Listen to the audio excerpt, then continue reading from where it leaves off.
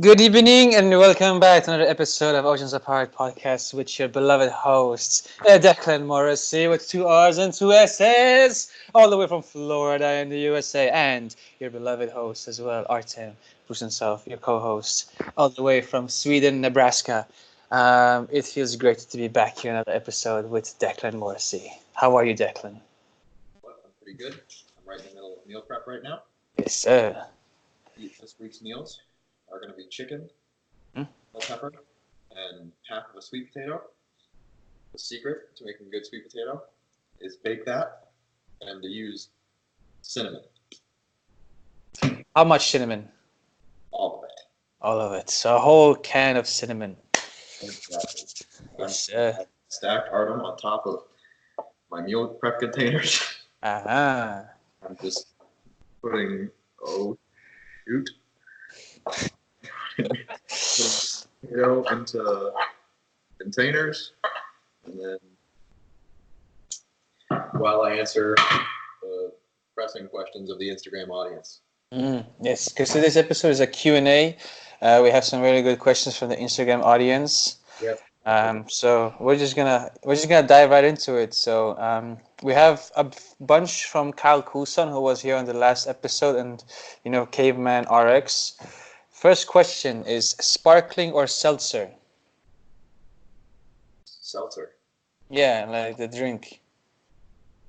Like sparkling water basically, or it's seltzer, but I'm gonna go with neither, to be honest, because I don't like anything like sparkly like that, or it's just like I like plain water, tap, basically. So yeah, Seltzer.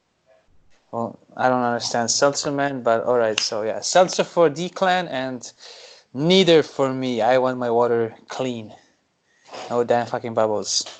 All right, second one. Actually, yo, shout out to lemon water.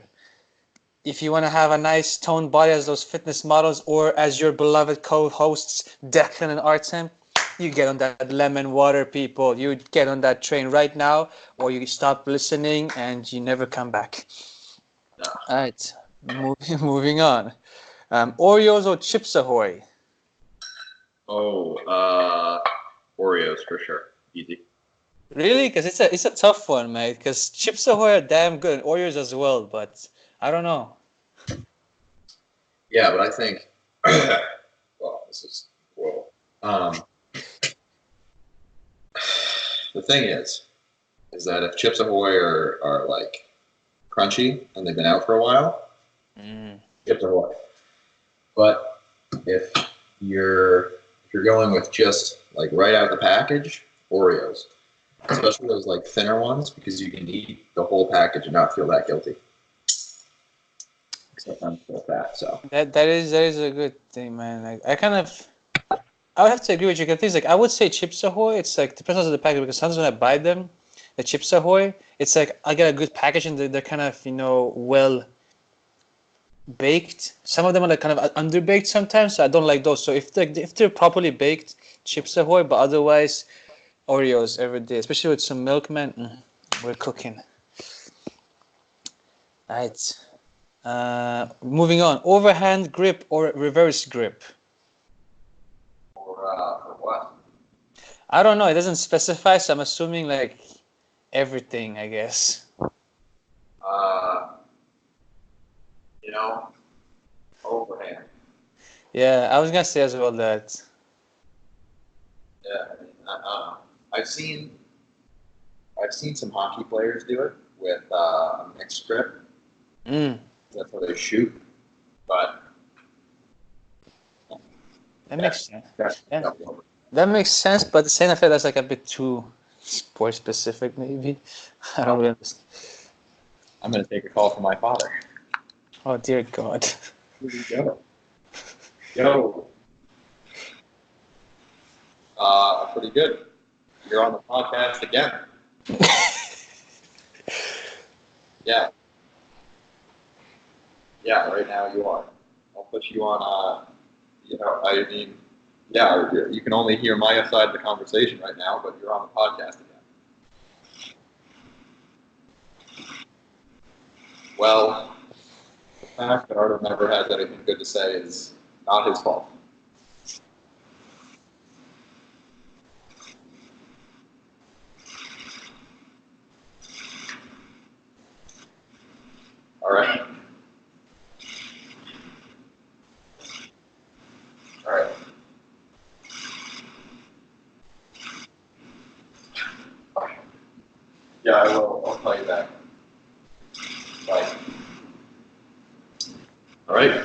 my dad. I have too many messages. Thanks, son. How is your father? He is excellent. Excellent health. Worries about his son. But, who isn't nowadays? That's very true. Very true. All right, we're moving on. Well, yeah, we basically we get overhand grip for most things. Chuck Norris versus Jocko. Who wins? Who'd you say? Jocko. Easy. Jocko, really? That dude has forearms on forearms.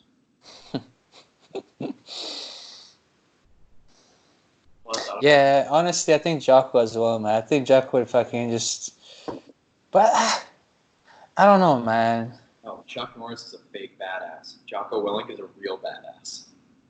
Oh, I've got way too many sweet potatoes. That's true as well, I guess, man. I got too many sweet potatoes. Dude, you know what? I'm gonna do one better on you. Echo. Echo beats both. What? Echo Charles, the dude he does the podcast with, Jocko. Oh. He takes both of them down single-handedly. All right. That's my answer to that. So, Scrooge, Chuck Norris, and Jocko. Echo Charles, I'm with you, mate. All right. We have a question from our very loyal fan. She's asking, how's Artem's wife so absolutely amazing? Do we have an answer to that, Declan? Nope. Don't know. Don't care. Yeah, neither do I. No, but honestly, I would say it is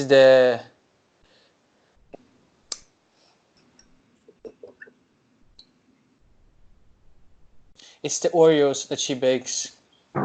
That's what makes her so amazing. We're gonna go with that as an answer. That's a shitty answer. Let's see. Next question. What is the European perspective of the MLS in the US? Well, We'll go for it. yeah, I don't have much to say about that, man. It's like, well, it's viewed as a retirement league for the players that are playing in Europe or even anywhere else. So that is the European perspective of the MLS at this present moment. It might change, and I think it will, but at this present moment, it is viewed as the retirement league. That was actually from Fazio, and then we have another question from Fazio. It goes, deadliest variation of farmers' walks you've encountered? There are two. Let's hear it. Oh, the first one is going heavy, for one thing. So, like a lot of strength conditioning programs don't use farmers walks for like load. They just like, oh, here are your kettlebells that max out at 100 pounds. Here are your dumbbells that max out at 100 pounds. If you carry 300 pounds a hand, like that's hard. Period. End of statement. You're welcome. That's my personal best. That's all I could fit on the farmer's handles. So whatever. I just walked for 20 feet or something like that. It felt like when I dropped it, I felt like my whole upper body was gonna explode. So, but hey. Wait. We have a question. We have a live question, I believe. Huh? Yes, I have a live question before I go. What is it? Are we going to watch Super Bowl next weekend, next weekend? The question is, are we gonna watch the Super Bowl? And the answer is no. Yes. And I think the answer is no from Declan as well. Super Bowl? Yeah. I might watch it. I don't know. I don't really care. It's a hard no. But yeah, going back to the farmer walks, honestly, dude, I don't really have the deadliest variation. It's the only thing I've seen is just trap bar, load it up, and then walk. That's that's it, man. The other one, if you have not enough load, you can also do 2 steps forward, 1 step back. Oh dear God. All the way down. Dude, that sounds brutal, I must say though. That must be the deadliest variation. I haven't never seen that, but I don't even want to see that. All right. Now I think. Oh yeah, we have one from Alan Hahn. why, like the letter Y and then U gets so strong. It's an a K instead of a T, so strong. I would say sweet potatoes with lots of cinnamon is what gets you strong. So there's your answer. Adam is oh, this is gonna get tense. Oh, just drop it. All right. You know, Adam is a recently converted member of the online training crew that I have. You know, he is gonna learn why you get so strong. By lifting heavy weights a lot. Well, there you have it, fam. All right, man. That's kind of like the really quick ones. Now I think we're gonna dive into a bit more like actual questions, I guess. We have one from Zach first. Classic video to the video I posted asking the questions, and then now that you're coaching younger athletes, how has that affected your strategies compared to college age or Gen Pop?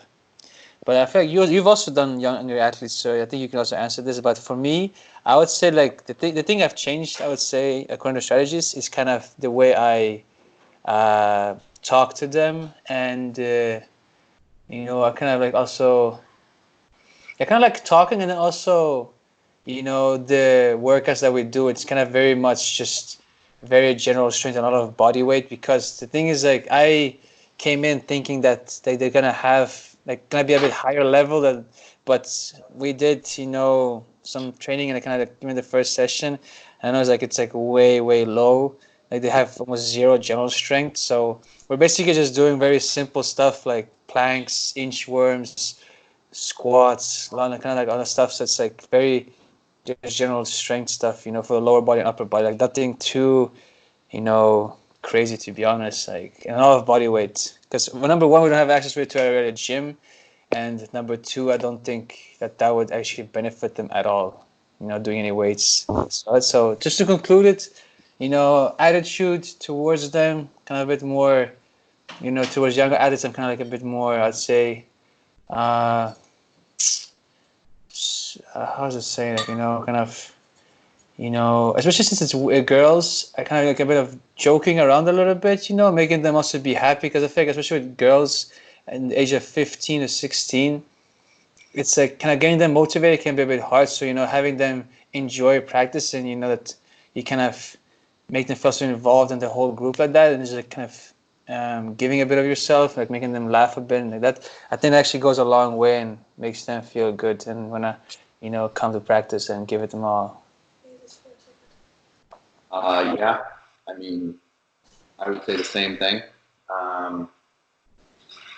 Like the older and younger athletes that I've had, like with iron sports, they weren't really that trained.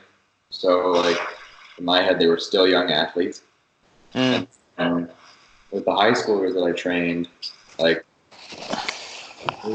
they were age young. So like it wasn't really that different. With the high school athletes, like it was more like what can we do with like energy systems and like mechanics and like how do you focus on like how you sprint as opposed to like how fast you sprint. And like on top of that, it's just like enjoying the session more. Like I don't really care about how much weight you're moving, because like you're gonna move more weight if you go home and eat food. Like it's just like a lot less goes into it from my end. Like it's just like whatever. Yeah. No, I totally agree, man. That's the thing too. I keep telling them because I've this one girl that she's just like she basically missed almost the entire season last year because she got I don't remember exactly what, but it's like she got an knee injury, and then now she's kind of like almost trying to come back too quickly. And I keep telling her that it's better for you to almost take a day off and not show up to practice than for you to show up here and then almost postpone you actually coming back to 100% fitness. But it's like that thing, like in that age, it's just like so still in the mindset that you can like push through it, and just like the more you do, like the quicker you're gonna improve and all that stuff. So it's like just getting that through. And then we have an interruption here, but again, I think a live question. So let's hear it. So how do you speak to them and everything as a like young male and when they are girls? And like that you have to kind of think twice before you make a joke or something. Just like hopefully. Oh yeah. So you Okay. would probably like talk a bit differently if they would be like older or mixed team or guys. Okay. So we have some input from the local wife.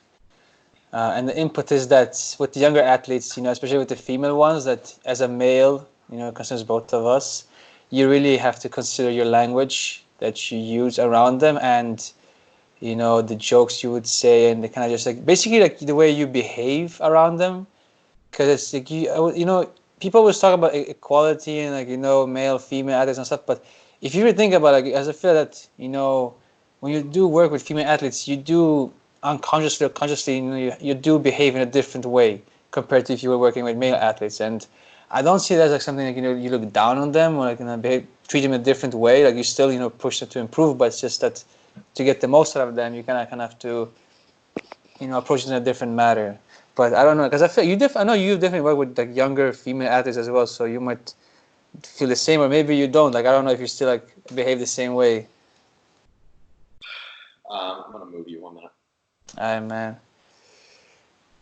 My sweet potatoes are done being prepped, and I'll put in some headphones.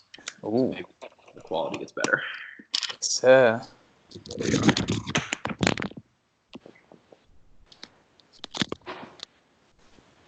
are. Okay. Can you still hear me? Yes, sir. Okay, perfect. All right. So, yeah, I mean, something that was like a good point that was made to me, actually, like during this internship, which I've taken to heart, is like we're not supposed to swear on the floor.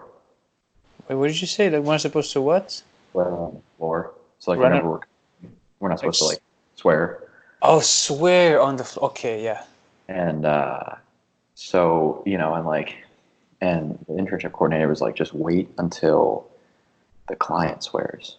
Then like you're like, oh, okay, like this is where the line is basically. Mm.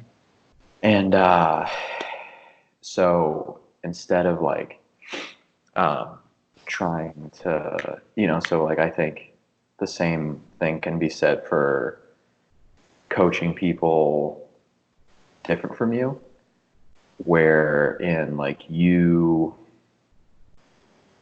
try to like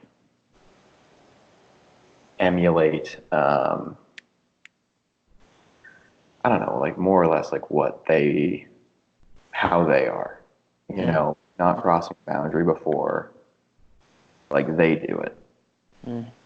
And because like I've had some clients who were like extremely negative and like really talk down on themselves. Mm. And then, like one, you're able to use that as like a teaching moment. Like if you come into the gym and like you didn't have a great training session yesterday and they're like, oh man, like, life sucks. And you're just like, yeah, like I didn't have a great training session yesterday. And they're like, you should keep a positive outlook. You're just like, I got you. Fell into my mind trap. Yeah. And so, or like if someone is like, like, personally, like I find myself like really, like almost like mirroring the client's like effort. Like that's like the common denominator for me. Mm. And like a pretty good example is like Iron Sports last semester, like kids would just like not show up for like no reason. And so it was just like, all right, like if you don't want to put in that much effort, then I don't really put in that much effort. Yeah. And then we have clients at Prestes that come in and they're like attentive to you and they're like, they're there to do things, Mm-mm. like I'm there to make sure everything you do is perfect. Mm. I say, hey, like when I'm demoing the motion, I say like, hey, notice how like my arm isn't up here on a row. And then literally the 13 seconds it takes them to move into my position that I was just in, grab the cable, and they're like, okay, so this is right, right? You're like, okay, you weren't like listening to me. You're not there. Yeah. You know, so it's like, I kind of think that dictates mostly how I talk to people. Mm. Like, obviously, like, if I'm talking to women, like, I'm not going to be like, oh my God, you'll never believe this bitch that I was, like, you know, that I knew in high school or whatever. You know what I mean? Yeah. Yeah. Like, because like, guys find that hilarious. You Yeah. know, Exactly. Yeah. you know, then it's like a nice double-edged sword because, like, women are like, oh my God, I can't believe this guy that I knew in college or whatever. You know, and then I'm like, well, you'll never believe the Swedish dude that I know. And then it's like, Fucking idiot. so it's, you know, it's just kind of like adapting. I think it's not really that much different of a personality. Mm. You know, like I'm probably like a little more loose with like language around guys, especially like professional athletes, Mm. because it's like, you know, like they're professional athletes and like they are hilarious, but also just like literally some of the most, like, I don't know how to put it, just like anything goes basically. Yeah. Yeah. Um, so yeah, that's my experience, I guess. No, man, that's pretty solid, dude. Like, I would say, yeah, I kind of agree with you with, the effort thing, because I feel especially like right now in a group setting, oh my dear God.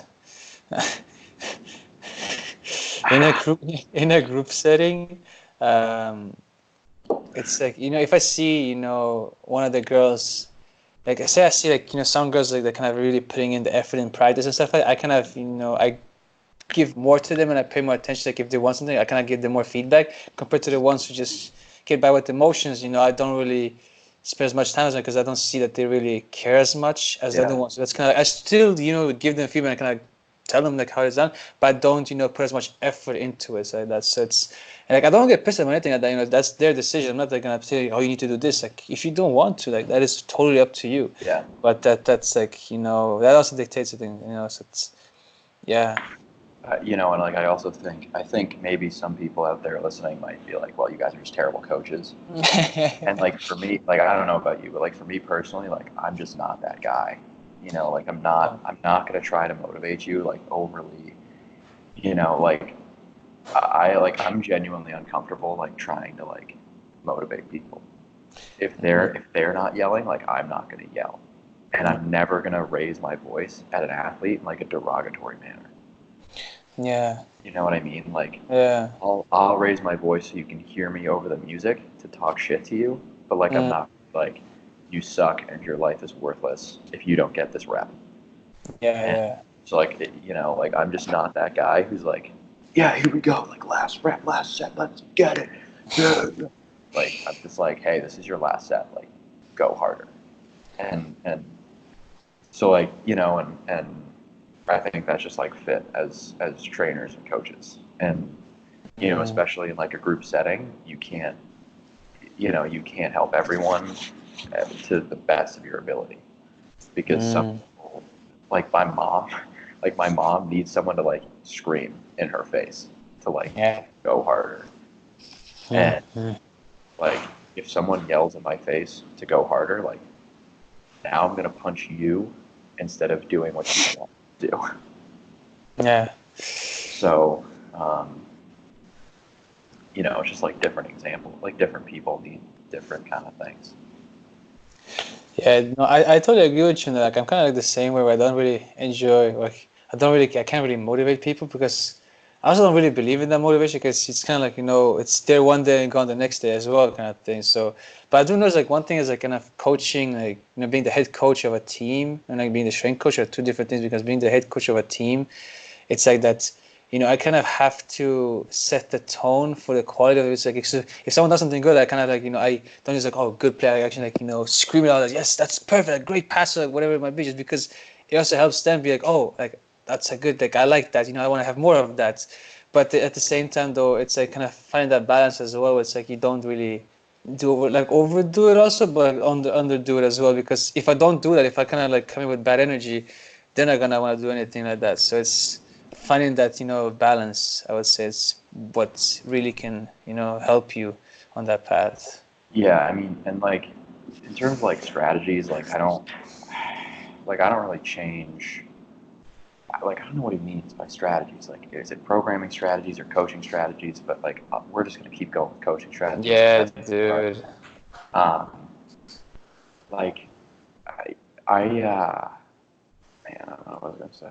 I had a talk with Michelle Boland like 2 years ago, a year and a half ago. I don't know, but a while ago about like her like motivational strategies for Northeast women's ice hockey, and she like really tried to celebrate them, like their camaraderie as a team, and them like having fun more than them moving weight.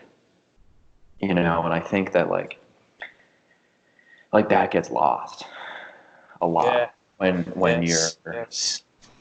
and so like there are things that like I've found myself doing kind of naturally now. Like, I mean, this is like the stupidest thing ever, but like PRI, like they want you to stand on the left side of the person, so they have to like look left at you and like look out of their left peripheral instead of out of their right peripheral. And so like I found myself like I stand on the left side to coach everyone. Like I just don't. And it's like, like I did that at my first coaching experience, and then like just decided that from that day on I just coach on the left of people, and like I just do that now. Yeah. I'd say I spend like 75% of my time on the left side of people as opposed to the right side, which is funny. And then something that I changed because of Michelle is like when I coached iron sports, I was like, oh my God, wait, like, do you celebrate the lift or do you celebrate the person? And like for me, like it's hard because their performance outcomes and their metrics are more weight or more shredded or like whatever it is, right? Mm-hmm. And like just saying like like, hey, that looks really good, instead of, hey, that's like that's like good weight, you know what I mean? And like I'm not afraid to walk over and be like, hey, you need to add 5 pounds, but like at the same time, like it's never gonna be like oh man, like that squat was heavy, great job. It's like that looked really, really good, like good job, fist bump. Mm. And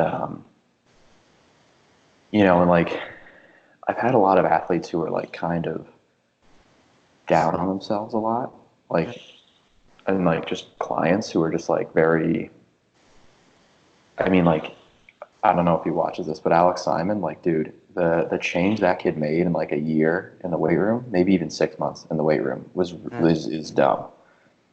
Like I don't know, he would deadlift like this, like looking at me.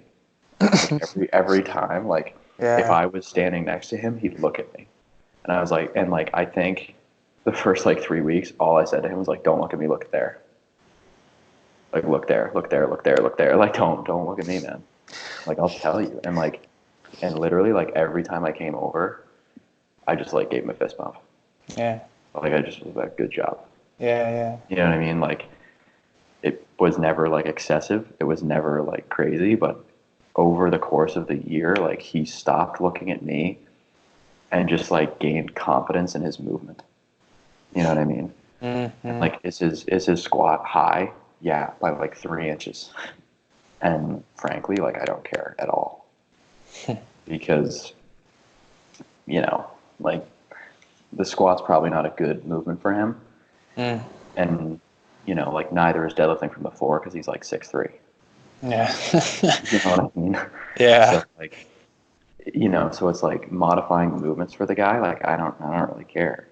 Like they help him, and he's substantially more confident in the weight room now Mm. because of that coaching strategy. and it's like, it's the same way with clients who are just like nervous, about that sort of thing. Like I'm there to make sure you do the exercise correctly, but I'm not there to, like, I'm also not there to overcoach you, Mm. I'm just there. Mm-mm-mm.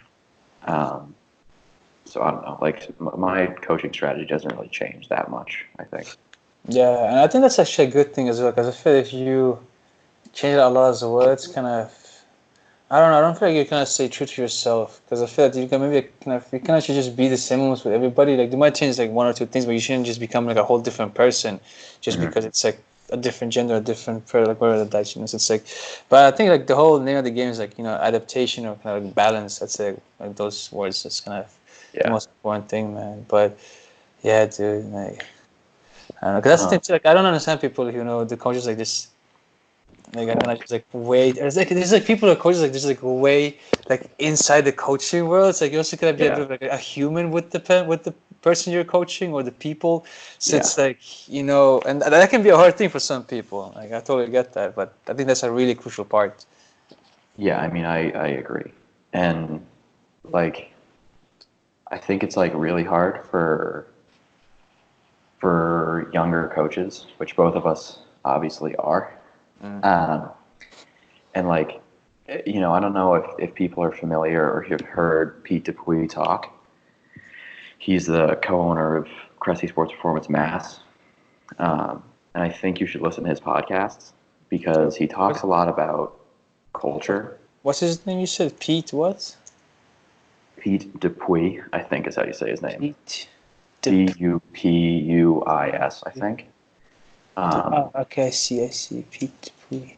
And he talks about, like, something that struck me is that he talks about like people who, like, how they hire basically. And I've been getting into business a little bit recently just to further my own personal gains in terms of like what I want to do with my life, but whatever.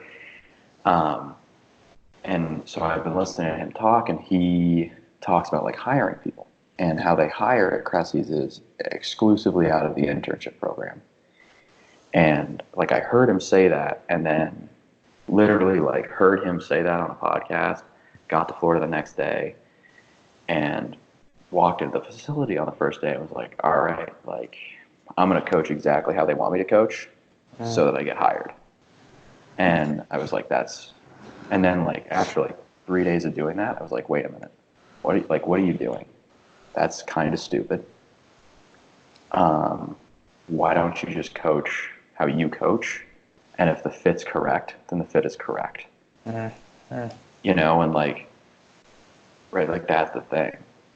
Like if I think a lot of people need to understand that a little better, like, especially with like, there are like a lot of, for some reason, there are a lot of like football strength conditioning coaches who also coach like women's lacrosse and then coach them the exact same as they would a football team, with like they coach it like one, like logistically, like it's a 100-man operation. Yeah. And two, like, I mean, I shadowed a guy who, it was like 6 a.m. All the girls were like dead tired. And he was like running around, like yelling. I was like, dude, it's 6 a.m. Yeah. It's kind of all right if they're tired, and it's kind of all right if you're like not tired, but like if you're not screaming. Yeah, Like dude. it's trust me, it's okay. Yeah, that's the thing. I don't think people that again. It's kind of going back to just you take the job too seriously. You don't really think about the situation where you are right now at the moment, like 6 a.m. mate. You know. Yeah, and I mean, like, I think you've seen it too. Like at Iron Sports, I think is like the best example is like when we're doing, like when I'm just talking to someone, like it's not serious. Like, like I'm laughing. They're probably thinking this dude is weird, but I'll just laugh so he goes away.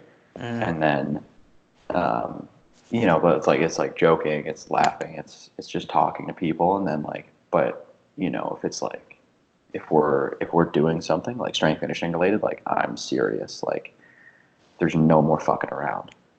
And like even when we were having dinner and like, you know, 1 second we'd be like laughing about something that happened that day and someone would be like, hey, what do you think of this? And then like everything would just drop and I'd be like, just like stop laughing, get dead serious and be like, hey, this is what's up. You know what I mean? And just like, you know, and like that's kind of like just who I am as a person. So like, sorry, but that's just how it's gonna go. I don't know where I went with that or why I said that, but like I just think it comes so much down to like fit and like, are you the right person for the culture? Because you know, it's like, you know, and you know, it's kind of unfortunate, like in team settings, like you know, like at Iron Sports, like I couldn't really ask anyone to leave. You know, like I could have, but you know, there was nothing that happened that was like, yeah, time to hit the bricks. You know, with like personal training and all that stuff, like you can be like, hey, get out. That's true. That's very true, mate. Yeah. All right. Do you have another question? Because I have. I have one last one from Alex Simon, actually. Perfect. I think that maybe you have a similar one, so but I'm gonna say it. So the question was, I'm kind of like going off my mind right now with this, but like with the increase in ACL injuries and especially the, you know, female youth soccer and other sports as well, like how do you then, like how do you structure how do you structure your workouts? I have the question if you wanna. Well, yeah, then you read it up like better than. Okay. As you know, ACL tears most commonly occur in women's soccer based on the epidemiological study of the sport. How do you plan the workouts around preventing ACL tears as a coach? Yeah. Do you want to go? Or do you want me to start? I can go. Like I don't have like that much experience with it, but because I've only just started now with soccer. But what I would say I've done is focusing on, you know, landing mechanics is number one, I'd maybe say, and then also jumping actually, like, but not as much as like I said, more focus on just landing mechanics and also starting off them very, you know, kind of like, I don't know, maybe like 6 inches drop heights, like something like that. Just like focusing really, and also focusing because I noticed like a lot of them like don't take it, like they don't really consider it too much right now, but you know, like kind of that, you know, you want to land in a more glute dominant, so actually like, you know, hamstrings and glutes that are working like instead of quad dominant. And I'm trying to also tell them it's like, you know, because if you do land in a quad dominant, try running, like, you know, like see, you know, go ahead of the ball and you land like that, try and make it a sprint. You won't be able to as quickly as if you land a glute dominant. You can quickly get off your feet and then boom, get to the ball. So it's like trying to, you know, give examples also to them, you know, as in the game, because if I just say to them landing glute dominant, it's much better. It's like but like, okay, whatever. But if you kind of say that and you should show it to them, and then when they try it, they're like, oh, it connects like that, you know, the mind muscle and everything. So, but wait, one thing. Bye bye. Okay. Fuck you. But yeah, that's kind of. Besides that, I don't really like. I know, and I'd say just like, you know, I was saying in the beginning, just a general strength. You know, working on really simple things, man. You know, planks, side planks, like the side planks that you've done with Iron Sports, not the regular side planks. Yeah. And Yeah, then after plank. Yeah. Like, okay. Okay. But yeah, so just like general strength stuff, body weight. That's kind of how I'm going about it right now. I'm still, you know, trying to understand a bit more on that, but that's, you know, my outline, and then, you know, kind of working on that. Okay. So there are a lot of things that go into this. So you're probably gonna have to remind me of this list that I come up with in a second, because I'm kind of stupid about numbers. But the first thing that I want to say is genetics. The second thing is going to be biomechanics. The third is going to be probably more biomechanics. And the fourth is going to be loading. So the first thing, genetics. So there's a variation in the COL1 alpha 1 gene. Mm-hmm. and I don't remember the genotype, frankly, but basically, off of memory, I think it's a CT genotype, and if you express that, um, then it's incredibly protective from ACL tears. And there's another one that I think is TT that is extremely rare, again, but is extremely related to ACL injuries and tears. So if you have that gene, then you need to do something about it. So I would say supplementing with collagen is probably a good start. Um, and then finding a good strength and conditioning coach is a pretty good secondary start. So then the second thing is, I guess it's really not biomechanics. I think it's more anatomy. So women obviously have wider hips than men. Mm-hmm. Mm-hmm. So, like, if there's a little more like ability, I guess, of their femur is slightly more like adducted than men's sometimes, and so there's just a lot more likelihood for instability in the knee. Or not really instability, but more like a position that an ACL rupture can occur at, which is kind of like Yeah. an extended and rotated position of the Yeah. knee. Yeah. So there's that, and then biomechanics. So the quads and hamstrings both are able to kind of decompress the knee and kind of give the tibial plateau and the actual like distal part of the femur kind of space between each other by pulling on the knee and the tibia and the femur in such a way that creates kind of a space in the joint and allows you to actually like move the joint basically. Mm. So like if you have trouble doing one of those things positionally speaking, so you can't really activate your hamstring that well, you can't activate your quadricep that well, then you're probably in trouble. And then the other biomechanics thing I think is like people just take like terrible steps when they're laterally moving, and like Lee Taft, who's like basic course I've just gotten through, and I really highly recommend. He, instead of opening, if you're going to side shuffle, instead of moving and then keeping both feet facing straight forward, if you're going to open that way, he wants you to basically step like this, hit your heel, and pull with your hamstring as you push off, which makes a lot of sense to me. And it feels way better because you're not trying to like rapidly adduct your femurs on both sides. Yeah. And so like I think you're putting the knee also in like a much better position as long as you have enough external rotation to get there. Yeah. I think that's way better.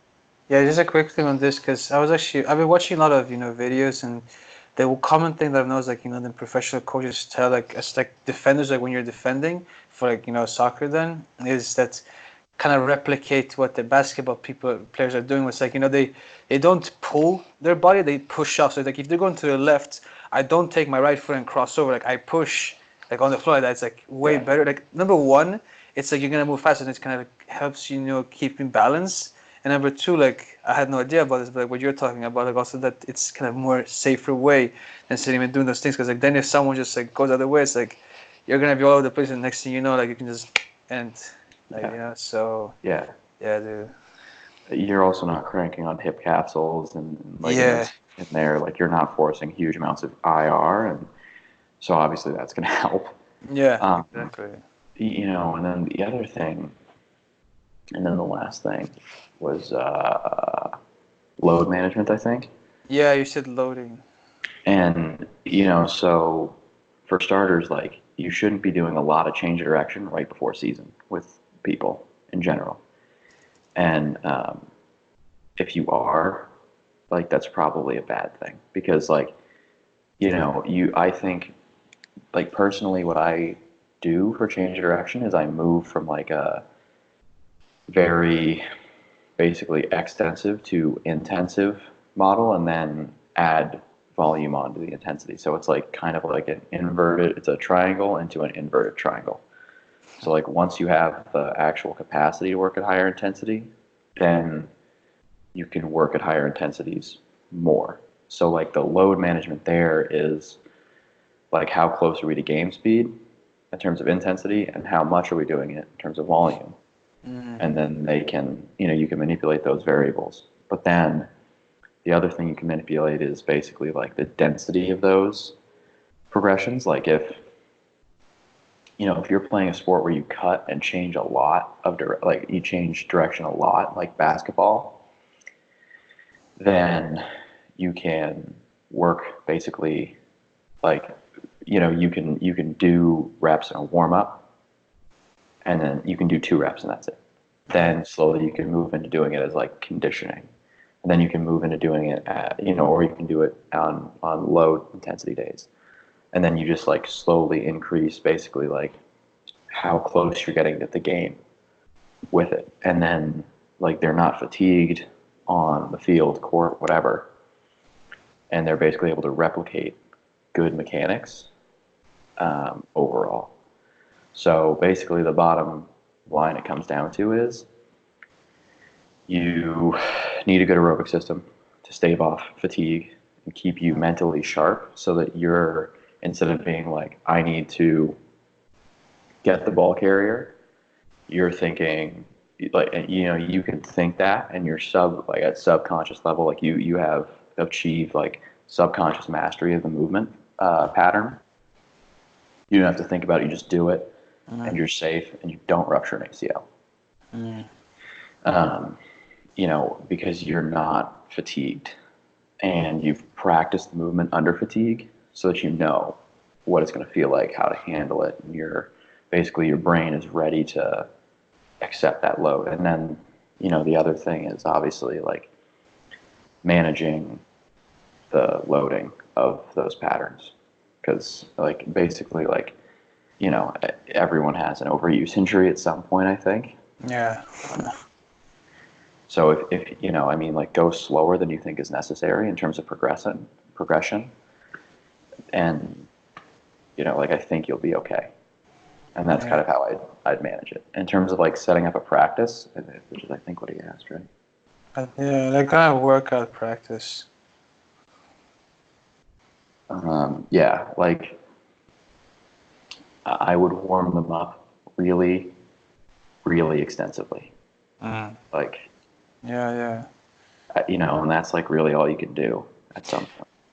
Dude, yeah, the thing is like what I've been doing, we do like a pretty solid warm up for like 10 minutes, I think, going through like different, shuffling, forwards, backwards, constantly easy, all that stuff.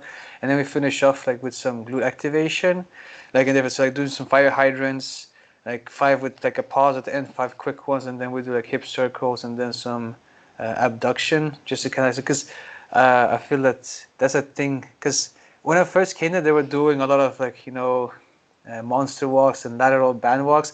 I'm honestly not a big fan of those because I feel like so many people doing so wrong and like trying to coach them, like all this stuff. It's like, honestly, like just try to do this. It's like way simpler, doesn't take as much time like putting it on, taking it off, all that stuff. It's like, I just think it's way better. But the issue here was, the thing is like, because we had a coaches meeting here on Wednesday, and like one of the coaches, he's like saying, well, like these girls are not physically fit to play at a high level. So he's like, like they're doing 5 workouts a week, like also like practice, but like also workouts included. And he's like talking like, and I don't know, I feel like he's on the right path, but I think he's also trying to almost put too much too quickly. Because like on Saturday before our practice, like before we went in to do our like conditioning stuff, they were before like the girls just looked completely dead. Like like they're supposed to be a bit tired, but like it was brutal, man. I'm like having that, and then like 5 times a week. Like I don't know if that's exactly like all that, but it definitely sounds like when I look at them, like I just don't know, and like it doesn't look good for the future in my eyes. Because like he has the right mindset, but it's kind of like too much. He wants too quickly like that. Like it's just. So like, that's what I'm trying to find the balance myself. But it's like so hard because you only have so many practices, and then there's also school for them, and like having everybody come in, and then like kind of all these management things. Like it's really hard, man. But I feel like it's better to almost be a bit like on the lower side on the load for them, Yeah. and then kind of building it up. Then it's just throwing them a lot of shit. Yeah, I agree. I mean, like, like before my experience in pro hockey, like, I thought workouts were gonna take, like, I thought you like for honestly, like I thought you'd need like an hour, hour and a half for like a good solid workout. Yeah. And I think with the Panthers, no single workout exceeded 45 minutes. That's crazy, man. Like, that is Like, just unbelievable. I mean, it was just like it was fast, and it was like good work, and it was hard work, but it just like it was fast and like with a volume so low that it would absolutely shock you, like just ridiculous, and like and it worked. You know what I mean? Like obviously, there's something to be said about microdosing. Like.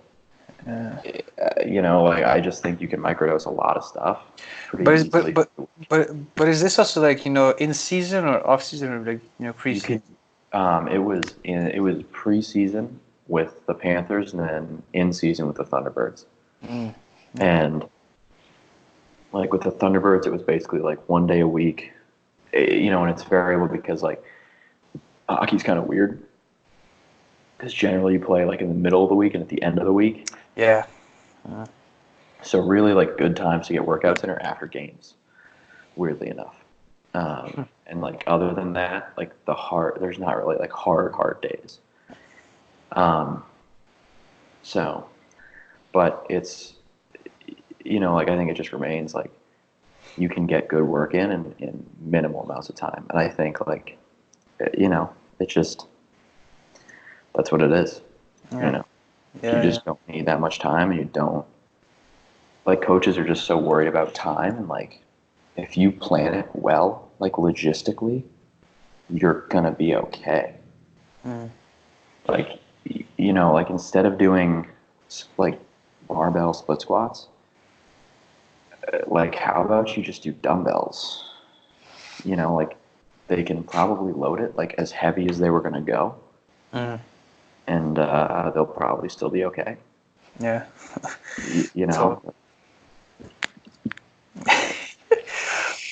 Yeah, but it is that simple. Like you don't think, because things that affect me as well. Like I just overthink it sometimes, but then you just gotta take the step back. You're like, no, it doesn't. Like come back a step. Look at it. Like no, you can make it more simple, and it's gonna be way more efficient and just also easier for the athlete to understand and complete it, and better form as well. Usually, like so it's like yeah, it's a win-win. Like it's a win-win. And like you can speed up things by like altering your warm up, basically. Like. I mean, like really simply, like if I'm gonna let's see here, so like if I'm gonna do a split squat variation, right? Like let's say I'm gonna do a safety bar split squat with a hand support, right? The warm up can be a split squat iso hold for like 15 to 20 seconds. Maybe with a front foot elevated, maybe the rear foot elevated, like whatever, and then during that 20 seconds, like I've given myself like, and so you do that for 2 sets. I've given myself a total of 40 seconds per leg to say, does anything hurt? Does anything look terrible? And said, hey, here's your prep for the activity you're about to achieve. And then, right, you can add biomechanics on top of that and say, all right, we need you to expand your posterior back with air. Let's throw like a reach in there. Let's throw a Zercher with a band around your elbows in there. Let's throw, like whatever, like whatever you want to do. Like we need to restore hip IR. Let's add a front foot elevated. Like we need to lengthen quad and iliacus. Let's add a rear foot elevated. Like you can just do so much with your warm up and just make the rest of the workout much easier. If you don't have time, and people need time. So I don't know. That's just me. I think people make way too many excuses for themselves. Yeah, that is also true, man. It's also true. And But well, that's all the questions I had. Now great. Let's it's time see. for some Hogan. I have 3 questions, all from the manlet, Eric Hogan. The poem, the poet. Let's see. I'm just going to put this right here. So, first question: who's been your favorite guest you've had on so far? That's actually a hard one, not gonna lie.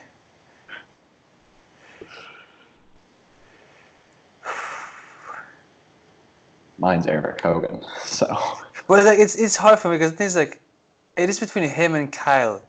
Because the thing's like it was a really good one with Eric, but also with Kyle. I think is like honestly, personally, I'm gonna go with Kyle, man. Because the thing's like I feel like you can relate more with Eric about the powerlifting stuff.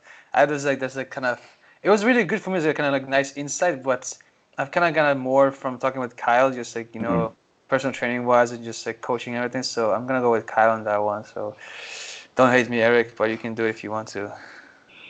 all right. Second question: what are both of you doing for your own training right now? Goals moving forward? Oh, well.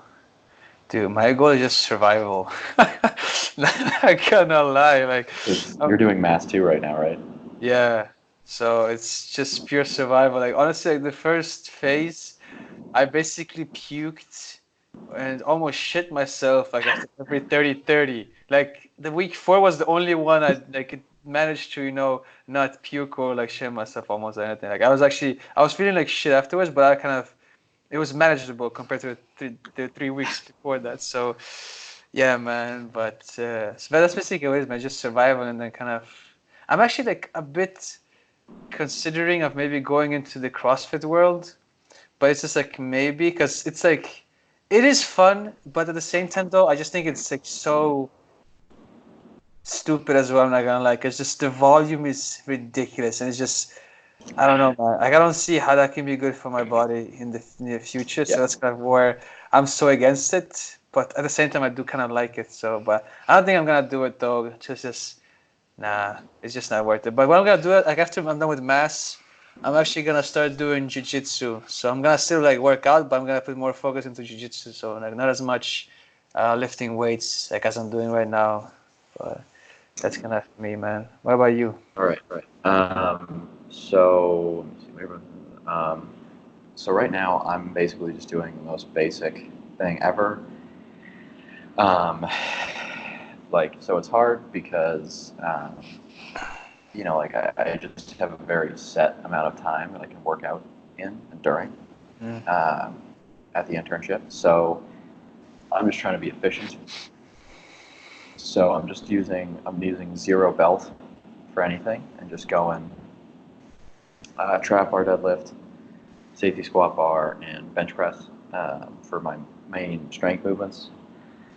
Just basically because like one, the SSB and trap bar, like I'm just trying to get some more like abs, and I feel my abs way more when I Mm. use those as opposed to, um, basically I just use the trap bar because I can load it pretty heavy without a belt, and just to really enforce positioning on deadlifting. So that's kind of what I want to do there, and then after that I'll probably belt it back up on the straight bar and just kind of absolutely get strong as a house on the straight bar. And then same thing on safety squat, like just trying to really like force myself to be better at squatting, and a safety bar with handles out in front of me that doesn't just like drop onto my neck helps me a lot with that. So Yeah, just trying to get better at squatting basically, which I think is going to help me be better at back squatting eventually when I decide to return to that. And then bench press, I would really like to bench press like 315 for like 5 reps. Just like be an absolute tank doing that. I would feel really good because my arms are really long, and it would make me happy to bench press 315 for more than double. So. But wait, like, what are you on right now then? I'm just writing my own programming. No, but I mean, like, how much do you bench press at the moment? 315 for a double is my best bench press. That's pretty solid, man. Like, Yeah, like, but every time like Ben House posts something, he's like 60 pounds lighter than I am. He's like housing like 285 for like 6. Huh. It's like, admittedly, like it's without a pause, but like just a lot of weight for a small. Yeah, man. Um, if he listens to this, he gets so pissed that I call him small. But yeah, that's pretty much. It's true though. It's true though. And then we have one more question from Mr. Hogan. Top 3 supplements you think aren't a waste of money and why? Like, are a waste of money? Aren't. Or aren't? Yeah. Dude, protein powder. I'm just gonna go with that. The thing is, like, because I talked about this with Kyle just because it's like, if you're having a really hard time getting in, your protein intake, I think that's like a really easy way to just, make sure that you get that. And I just like, I think it's definitely worth it. Like, if you're really, trying, like, you're serious about what you're doing and all that stuff, then I think that's like definitely worth it. So Yeah, I agree. Like if you can find like whey protein yeah. and casein, like if you can find Mm. some blend that has like a mix of those, like you're pretty set for life there. It needs to have a lot of leucine in it. I think over 1.8 or 2 grams of leucine in it for the leucine threshold to really stimulate protein synthesis. And then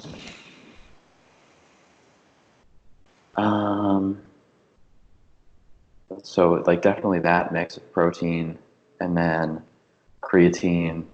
I swear to God, if someone asks like why creatine, like just look it up on PubMed or anywhere. I mean, like it literally like it improves your heart health by lowering homocysteine levels through a methylation pathway.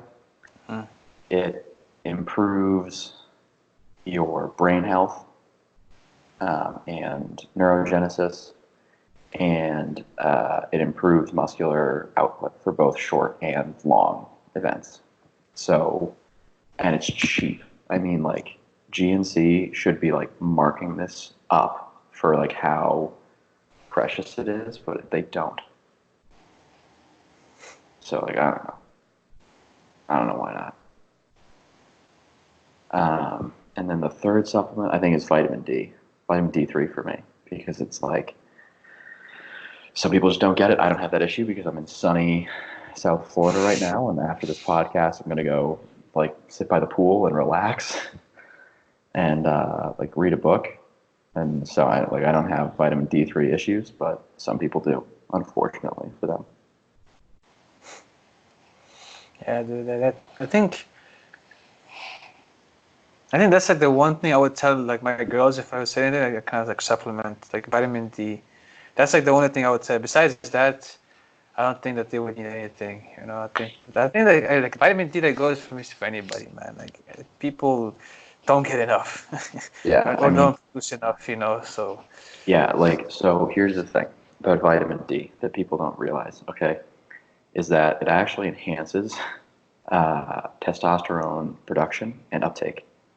It enhances your thyroid, I believe, uptake, which is crucial for mitochondrial health. And like so obviously like if you have a low ATP environment in a cell, you're gonna die horribly, and you can't perform well, obviously, if you don't have good mitochondria. And then let me see what else. Yeah, I mean, like really, it's such a good like hormonal boost that like you should probably be on it if you aren't getting sunlight. Like, yeah. So I think a lot of strength coaches should be on it. Dude, yeah, especially if like you something like Springfield where you just like this dungeon, you spend like the majority of the day in there, man. You definitely need that stuff, man. Yeah, Like, Like Like, when I was with the Thunderbirds, like that was literally what happened. Like I would wake up and the sun would like just like you could see it like yeah, at the sunrise, but it like wasn't, and then I'd go like it was like under the hockey arena. So you'd like go down there and then you'd come out at like 12 noon and it was just like it'd just be like blinding. yeah, dude. But that's what I mean. It's just crazy, man. It's fucking Like crazy. I'm pretty sure the head guy just spent like he was there until the sun set. Like he got there before the sun rose and like after like and then left after the sunset. Like that dude needed vitamin D. Yeah. And like you just like don't realize like how terrible you feel until you start getting sunlight. And then like personally, like my blood pressure has dropped. My like heart rate, my resting heart rate has shot down. Like it's just like ridiculous. It's just like how good I feel after getting like sunlight and warmth. Yeah, dude. But yeah, so children or Eric, vitamin D, take it. Yeah, and then like one other thing that I don't think is a waste of time, if you're vegetarian and or a woman who bleeds excessively during her period, then you need iron. Yeah, that And is like if you don't eat that much red meat, like you should check to make sure, like you should look to see if the food you eat is enhanced with iron. And I believe most food is, like most processed food is. But if it's not, then you should. Let's just see. This is enhanced with iron. It is not enhanced with iron. So, you should maybe supplement iron if you're female and have and are vegetarian or vegan. Dude, I would also say B12. That's another one. Oh yeah, that's a good point.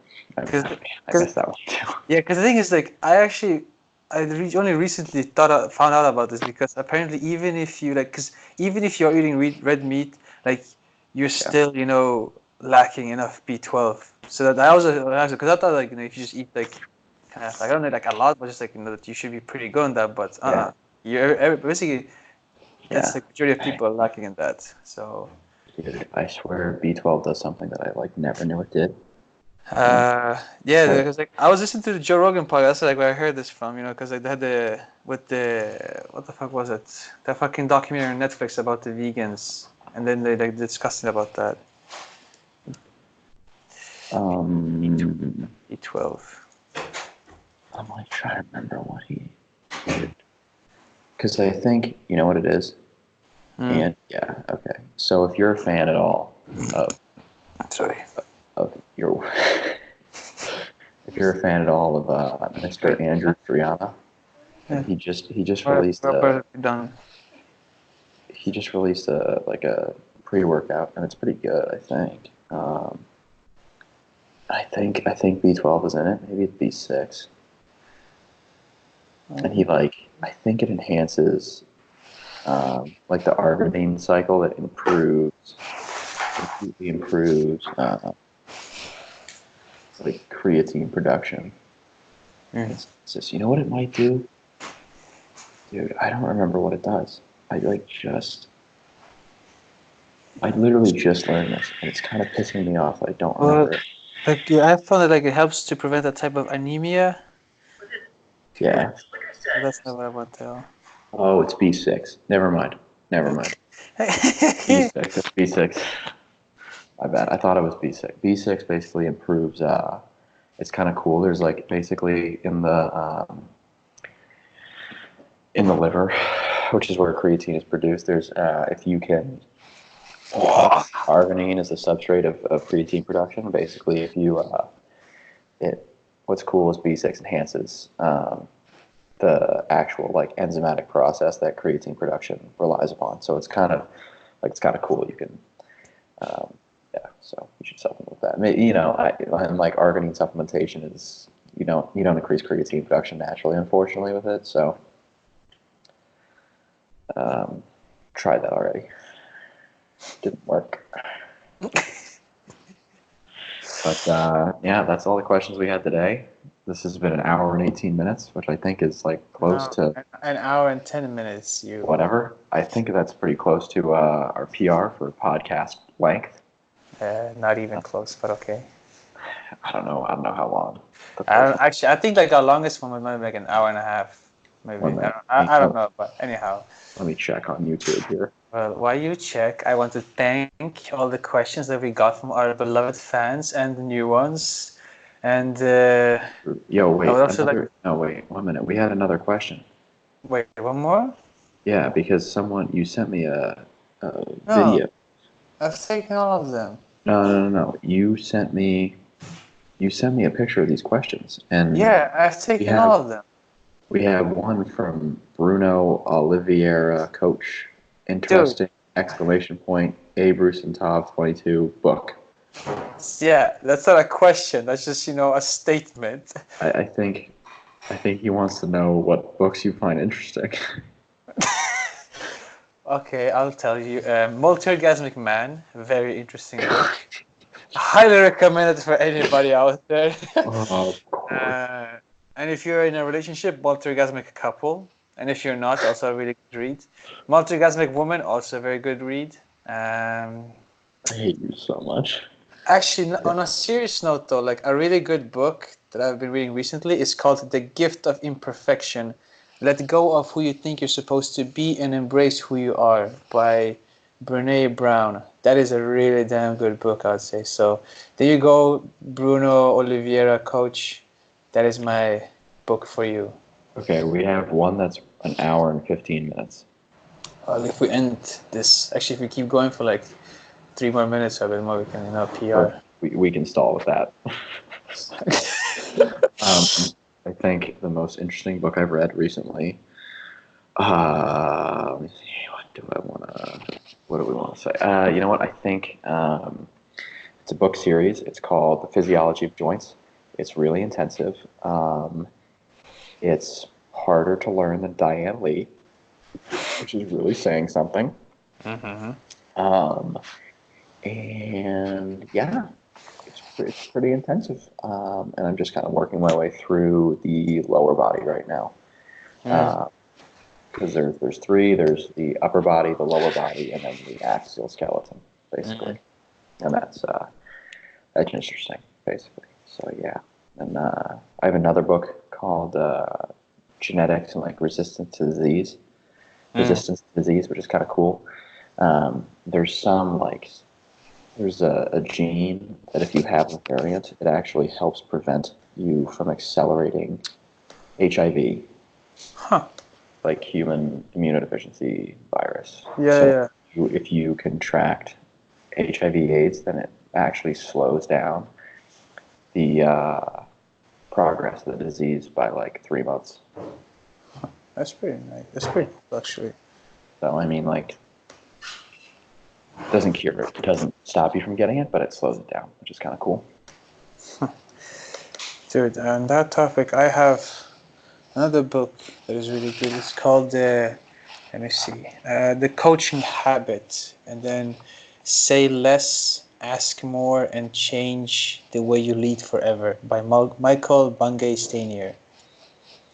Highly recommend that. I think it's actually a really good book. It's just kind of becoming more of an active listener and really caring about the people you work with as a coach. I thought it was a really good book. It's just some really nice questions, how to take them, and then I thought it was a really good kind of just to become more of a kind of make the person you work with or the people feel special and actually genuinely care about them. I definitely say it's a really good one for that.